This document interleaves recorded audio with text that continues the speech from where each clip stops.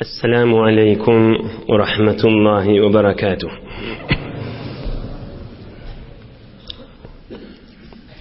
بسم الله الرحمن الرحيم. الحمد لله الذي هدانا لهذا وما كنا لنهتدي لولا أن هدانا الله. حمدا كثيرا طيبا مباركا فيه. الحمد لله عدد خلقه ورضا نفسه وزنة عرشه ومداد كلماته. اللهم صل وسلم وبارك على عبدك والنورك إمام المتقين سيد المرسلين سندنا شفيعنا مولانا محمد النبي الأمي الأمين وعلى آله وأصحابه وأنصاره وأتباعه أجمعين. لا أسألكم عليه أجرا إن أجري إلا على رب العالمين. Beyik Allah Tebaraka ve Teala hemmenizin taatu ibadetlerinizi, salih amallarınızı Huda için oturuşuklarınız ve mehabbetleriniz daştan yakinden Hak Resulullah Aleyhisselatu Vesselam'ın dirman yaşayışından eştert ve istifade eder, hayırlanır deyip de ovadan mübarek Hudayın rahmeti ve nuri ve rezayeti ve perişteti dökülyen meclise şirket etmeli, menbe-i berekat bolan Resulullah Aleyhisselatu Vesselam'ın yaşayışını nesip etmeli. Beyik Allah hemmenizden kabul edip de öz hakkınızda, halkın hakkında, içeriğinizin hakkında ediyen hayır dualarınız kabul olup dünya ve ahiretiniz abat bolsun inşallah.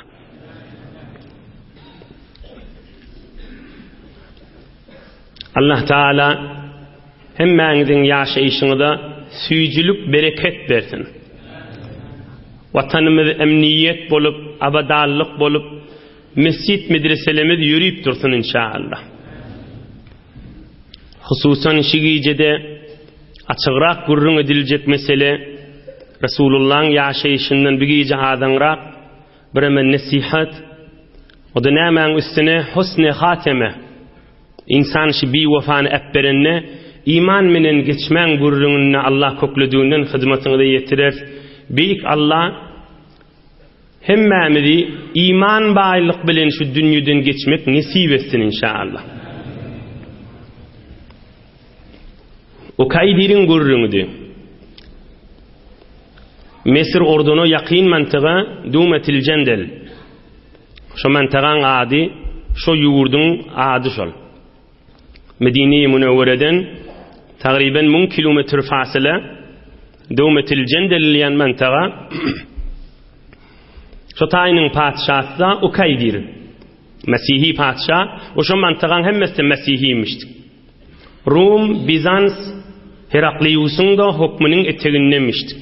Bayın ki özleri bir padişahmış, yönü İmparatoriye Rum'un hükmünün eteğindemiş ki şuna maliyat perdaht etiyenmiştikler. Maliyat dökyenmiştikler, pul dökyenmiştikler. Yine Tebuk'a Peygamberimiz Aleyhisselatu Vesselam vardı. Geçen hafta gurrunu geçti. Seyfullah olan Hazreti Halid ibn Velid radıyallahu anh 420 nefer bilen Ukaydiri barda tuttu getirdiydi Peygamberimiz. Başarsan öldürme diri getirecek bolluydu. On gurrun geçen hafta geçti. Oham ne mollu? Ukaydir giyeceğin içinde sığır şikar edecek bolup çöllüge diyen sığır tutacak bolup ağılacak bolup son kovalanına Hazreti Halid ibn Velid dövründeki yoldaşları bilen Ukaydiri esir ediyorlar. Yine şunun üstüne sahabalın biri heyran kalıptır. Nämege? Ol da ki geçen hafta hemmemiz heyran kalıptır. Näme vurrundu? Qisqa caydeyli Halid ibn Velid aydıptır. Ya Resulallah Min Ukaydir diýen padşahyň näjere barıp tutaýyn? O bir padşah adam. Min 400 nefer bilen näjere onu barıp gawaýyn? Oňa Peýgamberimiz aýdypdyr: "Satajiduhu yasidul baqar." Ey Halid, sen git şol Ukaydir diýen padşah sığır şikar etmäne gider we sen şonu gabap tutarsyň diýip Peýgamberimiz aýdypdy. Ohum şol Halid ibn Welid'in ýanynaky adamlaryň musulmanlaryň biri heyran galypdyr ki Rasulullah aýtdy, sen bar sığry kowalar Ukaydir we sen şonu tutarsyň diýdi, muny biz gözümüz bilen gördük diýip iki beyt goşga aýdypdyr şu sahabalaryň biri. Tebaraka sa'iqul baqarati inni ra'aytullaha yahdi kull hadi ve men yaku haidan an zi tabukin fe inna qad umirna bil jihadi. Allah'ın kudretine kurban molayın deyipdir. Sığır, çöllük ediyen sığır gelip Ukaydir padşahın galasına şahın süykedi ve adam Ukaydir inni ak yola geleceğin sebebi mi kambi? Allah Teala her zatları sebep ida yanawi deyip koşulaşıptır. وَمَنْ يَكُ حَائِذًا عَنْ ذِي تَبُوكٍ فَإِنَّا قَدْ أُمِرْنَا بِالْجِهَادِ. Hava biz Müslümanlar näjere jenge Tabuk'tan galeyli, Tabuk savaşından galeyli. Allah bize emretti cihat bilen. Biz dayo makam Müslümandır deyip öde coşup koşulaşıptır. فسمع النبي صلى الله عليه وسلم وقال لا يفضل الله تعالى فاك رواه البيهقي. Peygamberimiz aleyhissalatu vesselam şoň iki beyt goşgysyndan hoşy gelipdir. Oňa Peygamberimiz begenip şoňa hayır dua edipdir. La yafzulillahu faka. İki beyt goşgysy, iki tikit. Hudaý sen agzyny, dişlerini gaýym saklasyn mydam diýipdir. Agzy bilen şu goşgyny aýdansaň Rasulullah aleyhissalatu vesselam hoş bolup näme diýipdir? Hudaý sen agzyň, burnuň, dişiň salym saklasyn eňeňi diýipdir.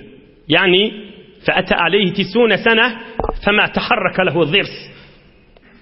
Şol adam 90 ýaşanna agzy burnu dişi bir jowan 30-40 ýaşyndaky adamyň agzy burnu ýanyk, dişler salym, eňegi salym şat etýärmişdi keplendi.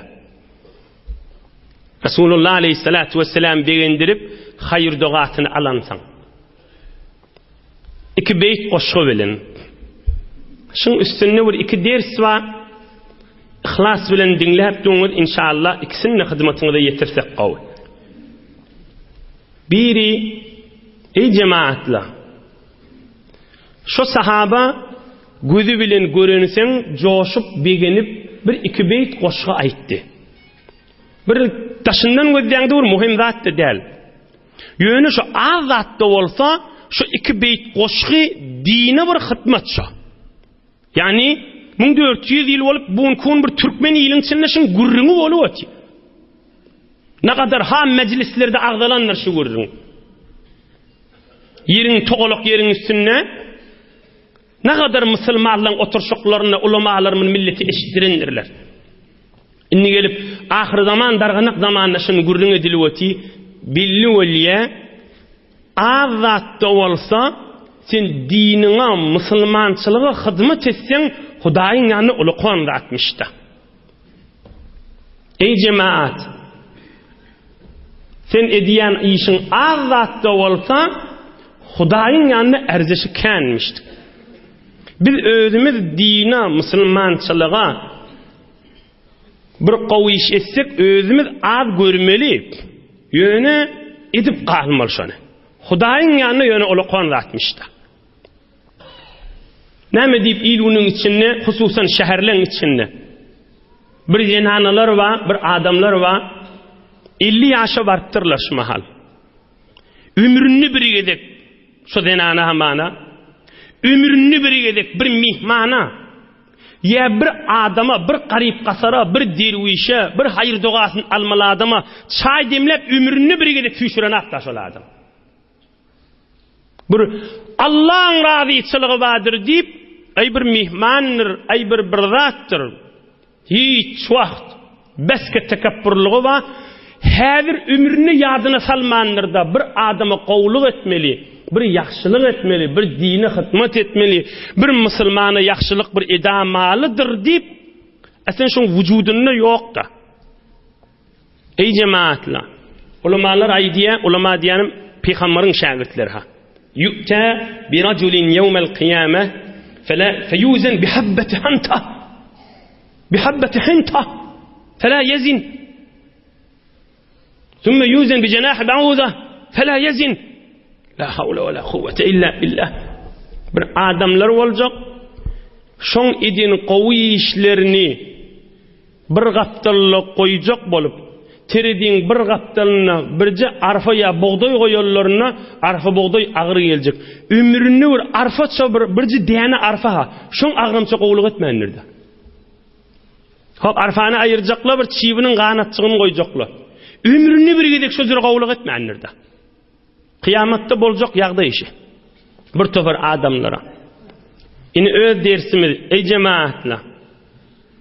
Ey hacıdy adala. Ey jawan dostlar. Din üçin, Hudaý üçin, musulmançylyk üçin hyzmatymyzy etiqan edin şu mahal. İnşallah işte kärrak açyklap gurrunla geljek bir Resulullah'ın mübarek sözüni hyzmatyňyza ýetirin. Ahke derman würrüňler gadryny bilen adamlar uttuda. Gadryny bilmedik de dünýä agymda önüm geçipbe, bu adam da geçipbädi. Resulullah aleyhissalatu vesselam'ın mübarek sözüni, derman sözüni sahih hadise hyzmatyňyza ýetirin. Naza'a rajulun lam ya'mal khayran qattu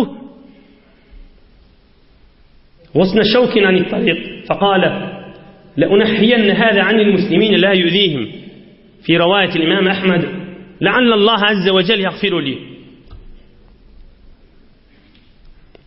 Peygamberimiz aýdýar bir adam ömrüni bir gedek ýaxşylyk etmändir diýär. Ömrüni bir gedek ýaxşylyk etmändir. Bir gedek hyýabandan köçeden barýaqa bir ýoluň uğrunda bir tikelli bir şaka varmış. Bir musulmanlara ediye taýby diýdi, oham şonu aýyrdy, la'allallah taala yaghfiru li. Ay ömrümde bir şunu bir edip galaýyn, belkim Hudaýyň rahmatyna düşädim diýip şonu aýyrdy. Indi bir adat çyklatda ömrüni bir jegedek şunu bir adam etjek bolsa, ahir bir gün şoda elinden tutup şonu jennete sally diýip aýdýar. Şular hak görjüňler, Resulullah'ın aýtýan görjüňler. Bir zihninde suallar vardır. Algı vergileri näme, namazlar näme, eden günahları näme? Görüň şi bir gün şol elinden tutýar da şu amal. Yani rahatça femen ya'mal misqala zerratin hayran yara. Qilýanjak ýaxşylyk etseň bir gün görülýär da şu. Din için inni ýanky adamyň görjüňini gözleň bir iki beýt aýtypdyr. Resulullah şoňa hoş bolup näzir hayır dua etdi. Hudaýyň ýanyna boş gitmeýär. İkilenci würrüňde bir il halkyň içinde şymahal aýdýan. Bir topar zowgy, şowgy, tabiaty bir saht, tabiaty gura adamlar var. Men bunu açyklap aýdýyn. Hemmäňiň jogabyňyza amada bolar ýaly. Mahtun Ulişany kan dilligi ýerler. Hazreti Sa'diye kan dilligi ýerler. Hazreti Mevlana kan dilligi ýerler. Näme diýip goşgydyr da näme diýip aýdýar. Näme goşgy aýtypdyr da diýär, näetdirip baňyz diýär. Ya meselen tefsirliň içinde näme diýip şunu aýdylmaly. O goşgydyr da. Resulullah aleyhissalatu vesselam ýanky goşgy aýdyna näme haýır dua edýär. Goşgydyr da näme. Emma Resulullah aleyhissalatu vesselam näjir ona haýır dua edýär. Birje iki beýt goşgy aýtypdyr. Birje iki beýt. On üstüne iştensiňiz Peýgamberiň bir sahabasy varmışdy. Ey cemaatlar, adyna näme diýäli? Hazreti Hassan. Hazreti Hassan. Ey cemaatlar, Peýgamberimiz aleyhissalatu vesselam öz mescidini bir minber goýýanmış. Hassan şoň üstüne çykdy, saýra diýänmişdi.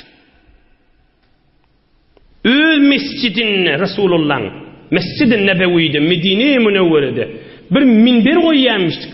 Hassan şu minberin üstüne çıkıp dik durup qoşqayt diýenmişdi. Resulullah'ı övüp, İslam'ı övüp, dini övüp, kafirliği yamallap.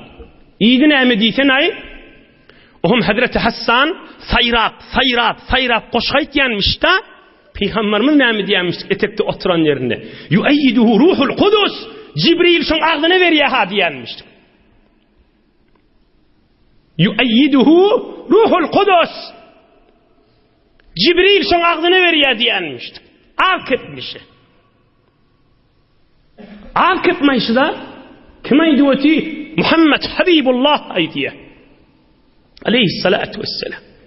Hassan aydiyoti. Hassan nam aydiyoti. Qoşqa aydiyoti. Ama qoşqıdır da deyip bolar mı sana? Peygamberimiz nam aydiye. Yuayyiduhu ruhul Kudus.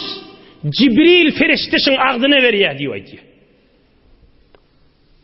Yöne yeni de tabiat qura adam mındı kulağa şekkada yeni bir vurjinler. Allah tevfik bersin. Bir Hazreti Sa'di bilen Mahtumul İşan şu adamlara aydiyan kefi var. Şolun öýler jogap berýär. Kim? Hazreti Sa'di. Kim? Hazreti Mahtumul. Her gaýtynyň qyyn okuyjak bolsam kan boljak ýa-da her gaýtyndan bir beyt okuýyn. Hazreti Sa'di näme diýär? Yeki pant girat digar napasand. یکی پند گیرد دیگر ناپسند نپردازد از حرف گیری به پند منا قوقو derman gürrünleme kendir diptir. Yönü kulak asyan adamlan bir tofarramından pendalar nasihat alar diptir. Yeki pand giret diger napasand. Bir tofarramından nasihat alar diptir. Bir tofarlarda näme qoşoq ýeri hem qoşoq ýyp diýer. Neperdazet az harf giri be pand. Ayıp tapjak bolup barşyna men nasihatym men işi ýokdur dipdir. Öz alamindedir ol adam merizdir dipdir. Yeki pand giret diger napasand neperdazet az harf giri be pand. Ayıp tapjak bolup barşyna özüni dereň diýdirjek bolup özüni birdap bilýänmişlik diýdirjek bolup men nasihatymdan naqally ol adam diýär. Mahtumul İşan menden awadyrak edip diýär. Mahtumul İşan näme diýär? Ýürüýte şol adamlara aýdan kepşip. Mahtumul sözüm qysga nyrhy köp. Şerhi köp. Mahtumul sözüm qysga şerhi köp. Bilmäni hiç, bilen kişi nyrhy köp. Ýeriň ýerden, äriň ärden parky köp. Bu müşküller sözleşende deň bolar diýär. Ay ruhun şat bolsun Mahtumul İşan. Mahtumul sözüm qysga şerhi köp. Bilmäni hiç, bilen kişi nyrhy köp. Mahtumul İşan näme diýär? Qysga goşga aýtýanlaryň diýipdir. Açyklajap şerh etjek bolsaň he ora uzakdyr. Mahtumul sözüm qysga şerhi köp. Bilmäni hiç, bilen kişi nyrhy köp. Bilmeýän adama hiç on kenarda goýsan aýt diýipdir. Aňrakdy gestinmi diýipdir. Bilen kişi nyrhy köp. Düşünýän adamy erzişi kendir men keplem diýipdir. Adam sazdyr, insan sazdyr men keplem diýipdir. Ýeriň ýerden, ya neriň nerden fark etmeýär. Ýeriň ýerden, äriň ärden farky köp. Görmeýäň bir tofar ýerli ýerden fark etdiýär. Hawada adamdan fark etdiýär. Ah bu müşküller sözleşende deň bolar. Keplerine hemmesi adamdır. Yani adamdan farklılar diýipdir. Ine Mahtumul İşan ol adamlara mına aýtyp berýär. Be her hal bu görünümler aýdanım ýanky sahaba Peygamberimiz aleyhissalatu vesselam'a bir iki beyt goşgy aýtdy. Rasulullah ona jaýda berdi. Näme jaýda? Hayır dua. Hudaý sen agzyň murnuň salym saklasyn dedi. 90 ýaşa bardyr. Agzy dişi salym jakmışdykda. Bir 40-30 ýaşyndaky adam ýaly şatyrdatyp köpleýänmişdik. Ine kysgaja bir dersler boldy. Geleyliň Ukaydir bilen Hazreti Halid ibn Walid'in gurruna. Hazreti Halid radıyallahu anh Ukaydir'i tuttu, esir etti. Sığır kavlattuqa daşını aldı.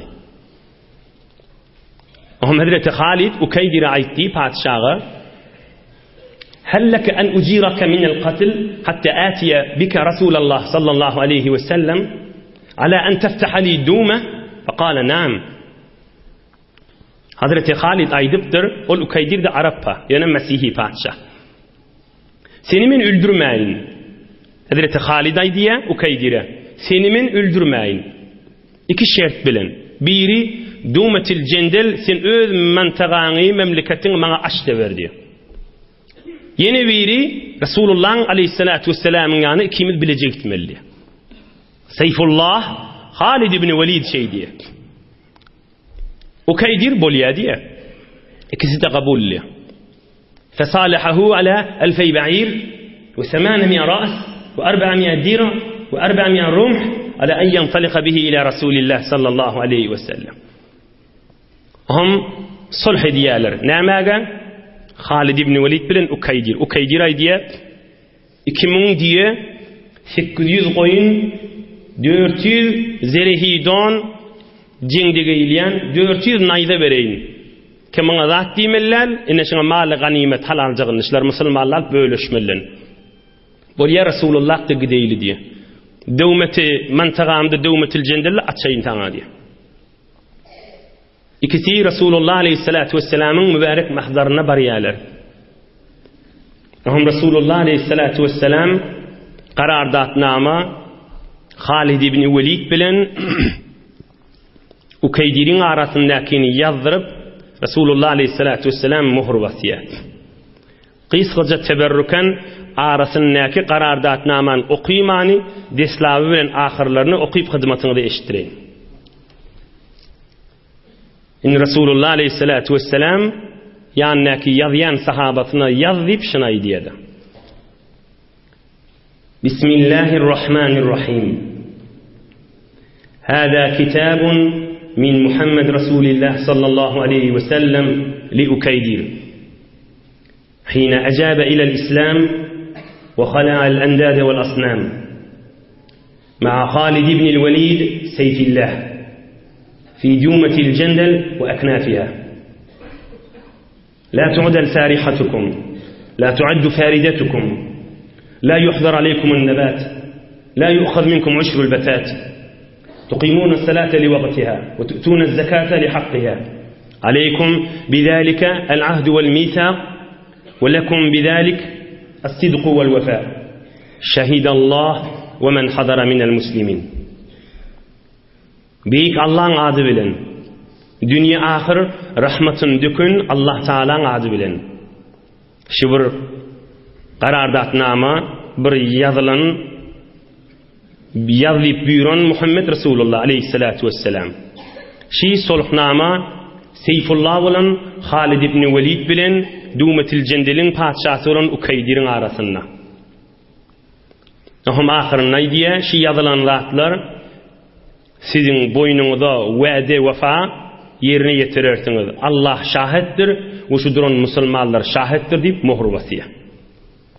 Ukeydir'in ama önkü padişahlığı, önkü yurdu duruvermeli. Müslüman edilmeye tarafı Müslüman edilmeye talana salmadan çürüyüm. Hem işi Müslümanlığın vazifeti bir yana baranda Müslüman mol, eğer Müslüman olsanız önkü padişahlık, önkü bernamı ödünüzünkü değiliye. Ve her hal İnni şu rivayete ora Ukeydir Müslüman moliye. Kan ulamalardaydı ya Ukeydir şonda Müslüman moluptur. Ta Peygamberimiz aleyhissalatu vesselam bi vefan apperiyanca.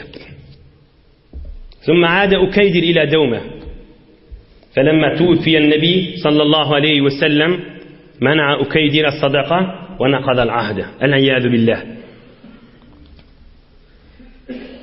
Ukeydir idine öwürliye Resulullah aleyhissalatu vesselam menen ödünün arasında karardatnama qaim duruyor.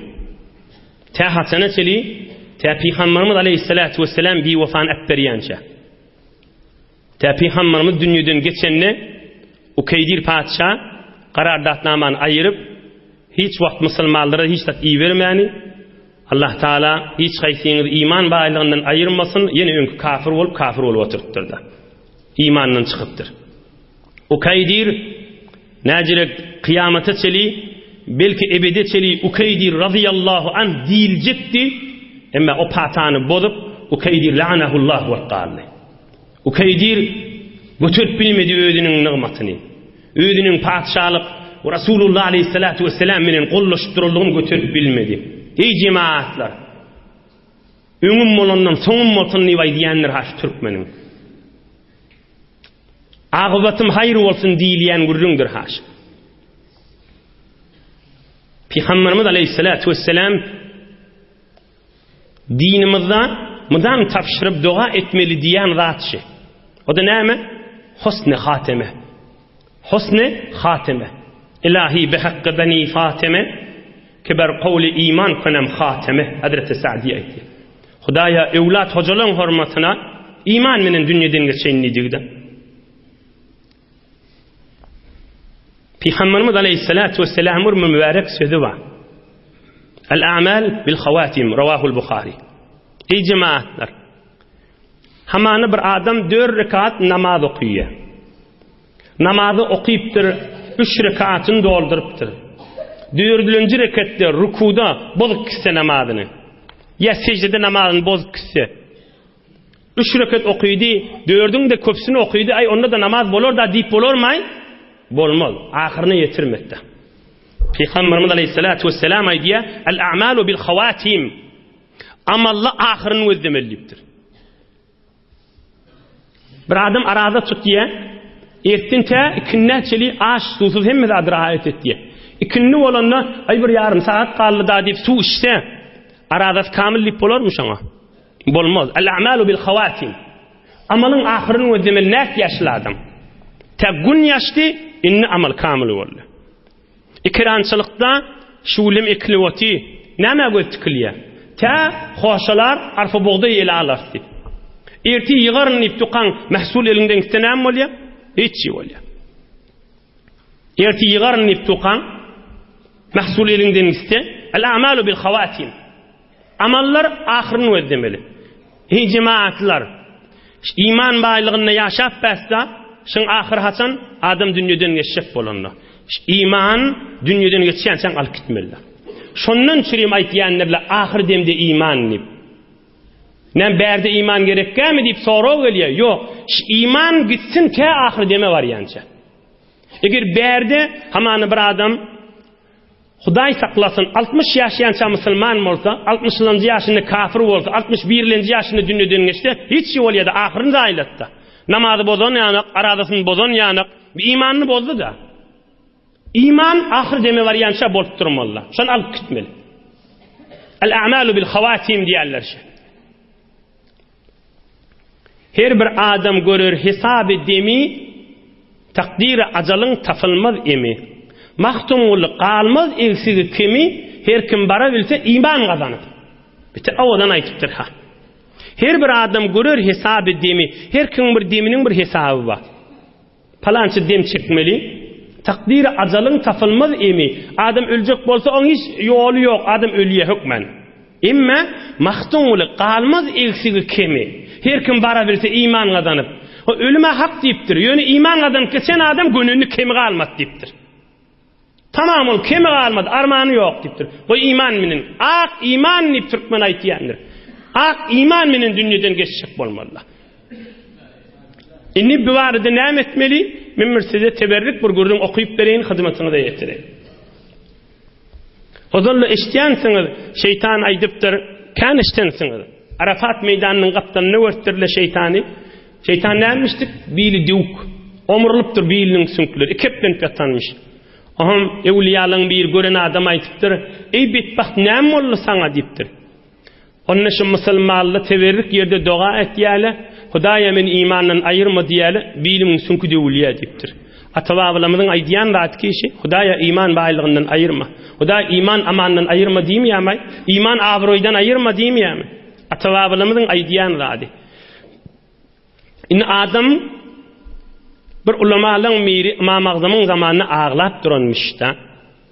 İçine sığmanı. Aham ayıptırla bir dostlarının bir üstüne vardır görset ağlap duran.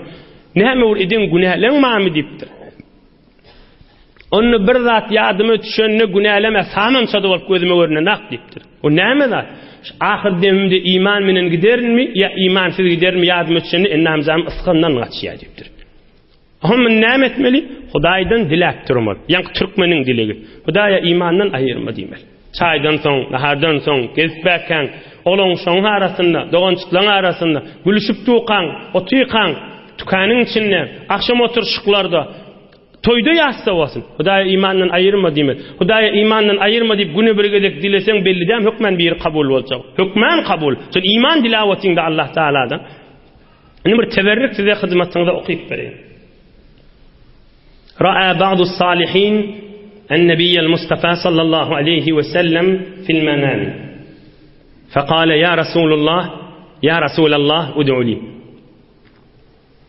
فحسر عن ذراعيه ودعا صلى الله عليه وسلم كثيرا ثم قال صلى الله عليه وسلم ليكن جل ما تدعو به اللهم اختم لي بخير كذا في المقاصد الحسنة للمحدث شمس الدين. bir gowa adamlaň biri Resulullah aleyhissalatu vesselam'ı diýişini örtdir. Ya Resulallah, maňa bir hayır dua etseň diýipdir. Diýişini ha. Bir diýişler hak diýiş, şonda Resulullah bilen gurrun bolan gurrunlar. Oňa Peygamberimiz aleyhissalatu vesselam çermeğin birimi ýediňräk çykyp, çyny bilen ihlas, arabagryň ýan kadymor hayır dua etipdir. Oňa bir rahmetke diýenden soňram ol adama aýdypdyr. Köplerçe ağzında dogaňda bolsun, Hudaya ağıbatım hayır bolsun diýip şunu dilek edipdir. Hudaya ahirym hayır bolsun. Hudaya ağıbatım hayır bolsun diýip köplerçe şunu dilek edipdir. Peygamberimiz aleyhissalatu vesselam'ın da dualarından Allahümme ahsin akibatana ve khatimatana fil umuri kulliha. Yani ulukon dilek edilmeliler. Hudaya biri ağıbatımız hayır bolsun. Ahiretimiz hayır bolsun. Hudaya iman menen dünýeden geçeýilip hükmen dilek gelmeli adımızlar. Hükmen ha. O da has bu zamanın içinde. Bir her kim halan zatın öýde köpläweti. Din, ahun, molla, sakkal, giyim, peygamber, Kur'an halan zatın aýdylyweti, hemmekşi eşitweti. Hiç kim hey beýtme diýilen ak zamanna. Günmeğin şuurunlede dostlar içerilerin arasını girip bariye bir nihayet bir edipçilik gurrunlar, dinin gurrunlar. Ama mağazam yali, dağ yali ulamalara evlimen dille girivatiyle. Ohum bu zaman bir iman hatara düşen zaman mıdır? Hükmen dilep durun. Hükmen Allah'dan Hudaya ahirdem iman, hükmen dilep durun. Hudaya Teala'dan günü belli hükmen kabul olacak da inşallah. Yine şun üstünde bir peygamberin mübarek sözü var. İnşallah mun qow açıklap aýtmaly, açıklap aýtmasaň agyr görüň. Onda da men Hudaý üçin hyzmatyňy da ýetireýin. Şon Resulullah aleyhissalatu vesselam İbn Majah riwayet edýär. Resulullah'ın mübarek döwdoklaryndan çykypdyr, ta ummat ismeden şürim. Näinki basyrylmadan şürim. Hak görüň, ak görüň hükmen aýdylmaly bolýan. O şun üstüne Ukaydir'in üstüne şu hyzmatyňda Resulullah'ın sözüni ýetireýin. Aleyhissalatu vesselam. Ukaydir näjire şeýle boldy? Ukaydir patany bozdy, zaýlady.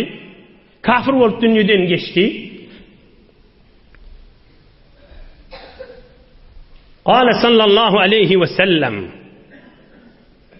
"La a'lamanna aqwaman min ummati ya'tuna yawm al-qiyamah bihasanatin amsal jibal tihamatin bayda. فيجعلها الله عز وجل هباء منثورا والعياذ بالله." فقلت يا رسول الله صفهم لنا جلهم لنا ألا نكون منهم ونحن لا نعلم. فقال صلى الله عليه وسلم: أما إنهم إخوانكم ومن جلدتكم ويأخذون من الليل كما تأخذون ولكنهم أقوام إذا خلوا بمحارم الله عز وجل انتهكوها. رواه ابن ماجه. Resulullah aleyhissalatu vesselam aýdypdyr: "Men öz ummatymdan bir adamlary bilýän, kän sogap işetjekler, kän gowy işler etjekler, emma kıyamet gününde şoň eden sogaplary ak dağ ýaly bolup getiriljek. Şedip bir adajyk bir tozan üfläňde näjire hiç bolup gitýär. Şoň eden sogaplaryny höffedakany tozan ýaly hiç ediljek" diýipdir. Ohum eşitip duran sahabalar bir aýdypdyr: "Gaýtaýdan ýan kowurlygy kamil bolsun, açyk bolsun. Bir adamlar boljak, kän sogap bilen, kän derejeler bilen kıyamatda geljek, ak dağ ýanyk sogaplary bilen geljek. Ohum emma bir tozan üflenen ýanyk hiç boljak diýipdir hemme edeller. Oğlum eşlik duran sahaba aydıptır, ya Resulullah, bunu bir de açıkla bir kim bile, biz solardan bulamaylı bir açıklap ver bir de kimdigini, dedim diye. Oğlum Peygamberimiz Aleyhissalatu vesselam aytdı, bunlara özünüz yalı bir Müslüman, giyiciler dağda tesvishanı yalı, namazlarını okuyyalı. Emma bunlar ştayı görürün. Bunun bir bernamesi başlı adamların. Ne bernama?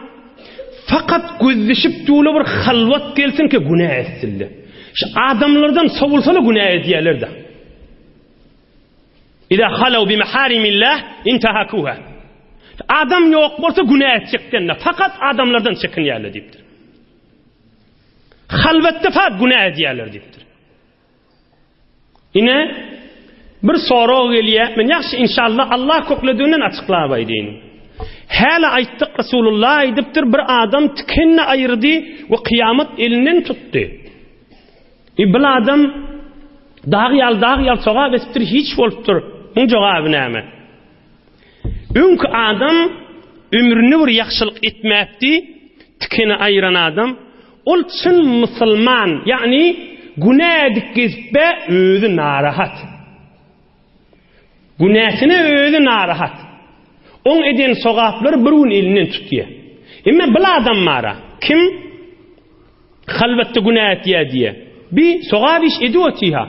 Onunla da bir halvet yeri gelse, günah var olsa şotada, hiç kim görmeyecek olsa, şonu muntazir defa bernamesi şon üstünde. Yani ediyen günahlarının hiç narahatçılığı yok. Belki bir halvette günah iş etiptir da, yine tesbih sanatlı, namaz okuyuptu, yönü gözleşiyor ti inniki halvet yeri.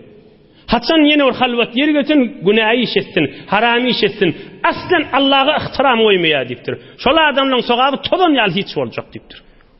Yine Ukaydir yanak bir necis adamlar da şola.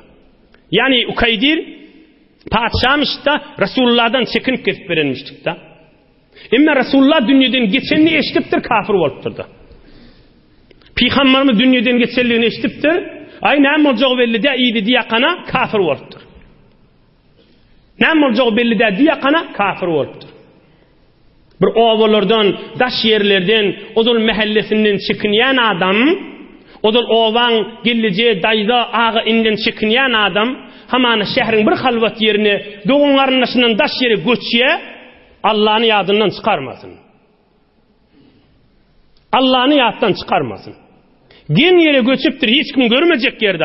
O da ağa, dayı, yegenden çekiniye bir zatlar. Qaraz on taşını aylanıp verdiler da. Ama indi bir yanak göçüptür, bir yanak geliptir. Hiç doğanlarına haber hatiri yok. Ya Tahran yanak yerlerde işlak kesip be. Ya başka yerlerde. Ya öz ovasında bir şehrin gen yerine göçüptür. Başka dilli adamlar döken, hiç kim de bilecek değil. Halvat yeri deyip günahın bernamasını giyirsen, yanka adamlardan bola kalmasın. Allah için Türkmen doğan çıklama nasihat deyip diye. Adam yanlışlar günah eder, ama günahsına narahat bolur. Neyin ki bernaması günahın izinli olsun.